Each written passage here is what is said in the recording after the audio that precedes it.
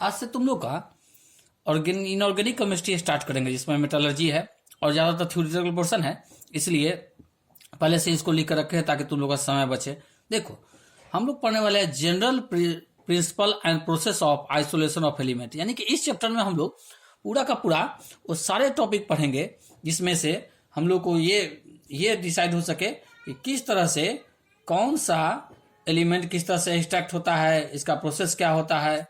ठीक है, इसमें प्रोसेस में क्या क्या इसमें यूज किया जा सकता है, उन सारे चीज़ों के बारे में हम लोग इस पर पढ़ने वाले हैं। यानी कि माइंस से निकलने के बाद एलिमेंट में क्या क्या प्रोसेस हो सकता है, इन सब वो चीज़ के बारे में हम लोग इसमें स्टडी करने वाले हैं। ठीक है, अब इसी के लिए यहाँ पर अकरेंस और देखो, इसे इनऑर्गेनिक अगर ये पोर्शन अगर माना जाए, ठीक है, तो इनऑर्गेनिक के पोर्शन में मेन रूप से ये उन सब चीज़ को ये प्रोसेस में लाएगा। जैसे कि माइन से निकलने के बाद इसमें रॉक साल्ट के रूप में रहता है, इसमें फिर कैसे कंबाइंड स्टेट में पाया जाता है, कैसे फ्री स्टेट में पाया जाता है, उसके बारे में। जैसे occurrence of metal in the nature, हम तो metal is found in both free state as well as combined state. कहने का मतलब हुआ कि फ्री और कंबाइंड की अगर हम लोग बात करें तो फ्री स्टेट में होता है जैसे कम रिएक्टिव एलिमेंट है, जैसे गोल्ड हो गया, सिल्वर हो गया, ये सब तो कम रिएक्टिव एलिमेंट है, तो ऐसे भी पड़ा रहता है, फ्री स्टेट में पाया जाता है। लेकिन जैसे कार्बोनेट हुआ, सल्फेट हुआ, ये सब जो होता है कंबाइंड स्टेट में पाया जाता है मेन रूप से। ठीक है, अब ये मेन रूप से मेटल्स जो होता है वो मिनरल्स के रूप में पाया जाता है। मिनरल्स क्या होता है, देखो, कहता है the aggregate material containing metal in any form getting from the earth by mining is called, मतलब कि एग्रीगेट मटेरियल एक तरह से इकट्ठा, एग्रीगेशन माने इकट्ठा को बोलते हैं हम लोग। कंटेनिंग मेटल, जो कि मटेरियल जो कि मेटल को कंटेन करता है और जो अर्थ से ऑब्टेन होता है, अर्थ माने यहाँ जो माइनिंग होता है खदान को बोलते हैं, माइनिंग ये खदान को बोलते हैं, उसको मिनरल्स बोलते हैं। अब ओर्स क्या होता है इसको समझो, that minerals which can be और work out for getting metal, एक ऐसा मिनरल जिससे वर्क करके हम लोग यानी कि उसमें कुछ प्रोसेस करके उससे मेटल प्राप्त करते हैं, उसको बोलते हैं ओर्स, जिसमें मेन रूप से ज्यादातर मात्रा में मेटल हो और उसको एक खासकर इकोनॉमिक दृष्टि के ख्याल से जो आसानी से निकाल सके और इकोनॉमिकली भी वो अप्रूवल हो, उसको हम लोग बोलने वाले हैं ओर्स। अब देखो, एक कहावत है, तुम लोग को ये अक्सर पढ़ता है, every ores is minerals but every minerals are not. जितना भी ओर्स है वो मिनरल है, लेकिन जितना मिनरल्स है वो ओर्स ऐसा नहीं हो सकता है। ये हमेशा पूछता है तुम लोग को, ठीक है, इसको तुम लोग ध्यान में रखना।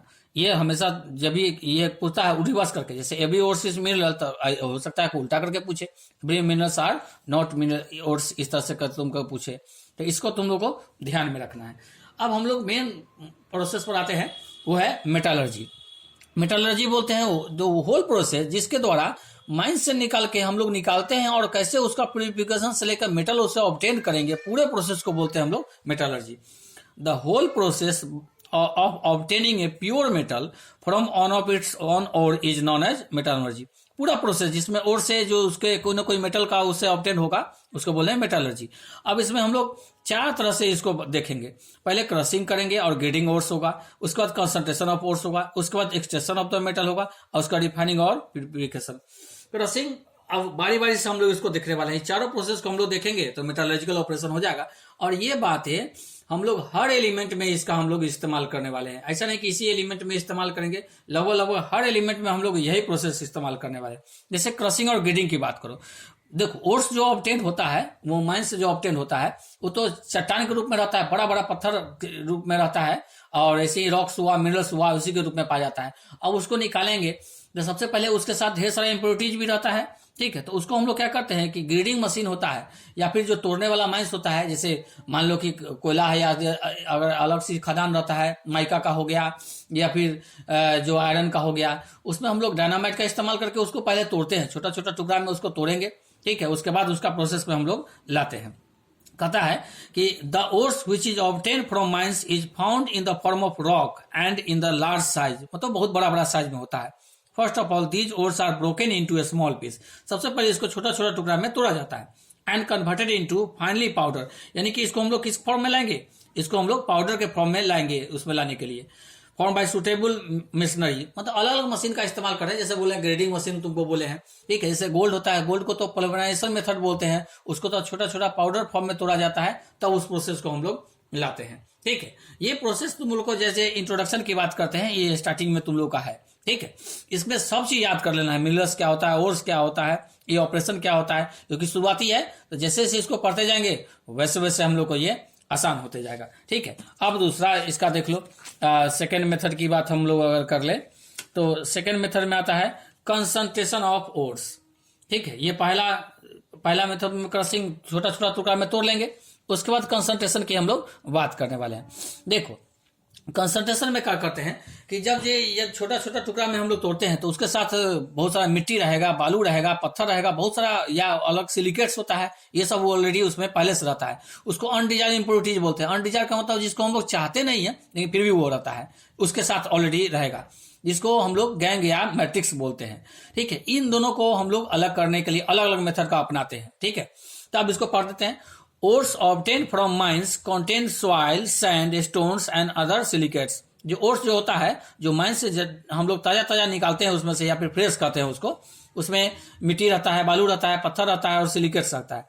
These undesired impurities present in the ores are called gang और मैट्रिक्स। ये ध्यान में रखा, गैंग और मैट्रिक्स की हम लोग बात करते हैं। कभी कभी पूछता है व्हाट इज गैंग और मैट्रिक्स, तो अनडिजायर्ड इंप्योरिटीज, इंप्योरिटी माने अशुद्धि होगा, उसको क्या बोलेंगे, गैंग और मैट्रिक्स।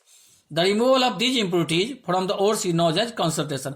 अब इन इंप्योरिटीज जो गैंग और मैट्रिक्स है इसको रिमूव करते हैं, उसको क्या बोलते हैं हम लोग, उसी को हम लोग बोलने वाले हैं कंसंट्रेशन ऑफ द ओर्स, जिसका अलग अलग मेथड है। These ore are concentrated by the following process. इसका अलग अलग मेथड हम लोग इसमें देखने वाले हैं। इसमें सबसे पहले आता है ग्रेविटी सेपरेशन मेथड। देखो इसमें क्या होता है कि अलग अलग भार का होता है, जो गैंग मैट्रिक्स हो गया या फिर ओर्स हुआ उसका अलग अलग वेट होता है। इसको हम लोग क्या करते हैं कि पानी में उसमें हम लोग डाल देते हैं। अब जो हेवी मिनरल्स ओर्स होगा वो नीचे बैठ जाएगा और गैंग मैट्रिक्स होगा ऊपर तैरना शुरू कर देगा।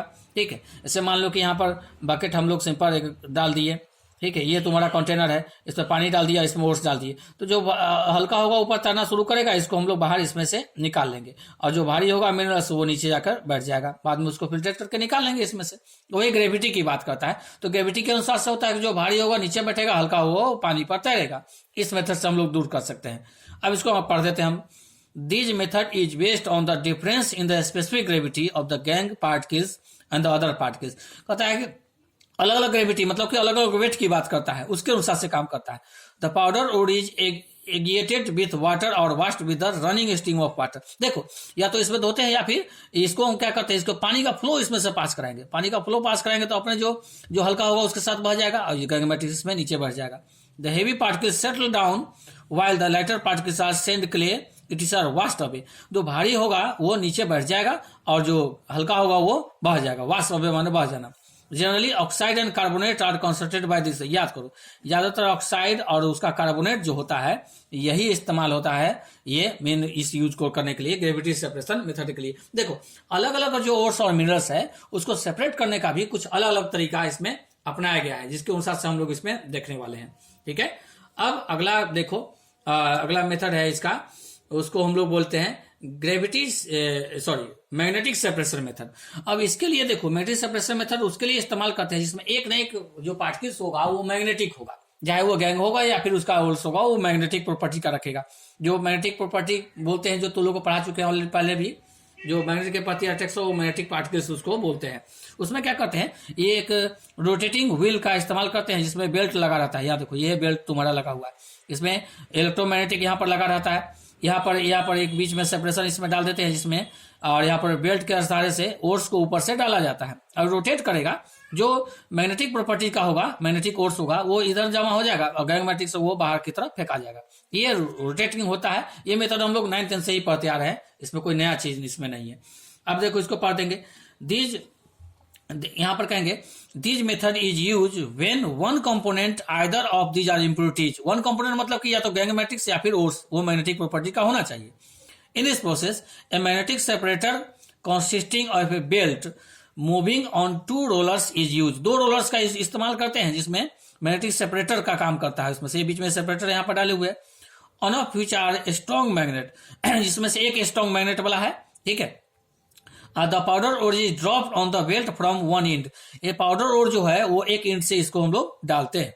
ठीक है, the magnetic particles are attracted and fall near the roller. जो मैग्नेटिक पार्टिकल्स का वो तो अट्रैक्टेड होगा, रोलर के नीचे गिरेगा। एंड कहता है कि and near the roller while non magnetic particles are away from the roller. और जो मैग्नेटिक प्रॉपर्टी का न होगा वो क्या करेगा, वो उससे दूर फेंका जाएगा, उसे बाहर फेंका जाएगा। ठीक है, इस तरह से हम लोग इसका यूज कर सकते हैं। ठीक है।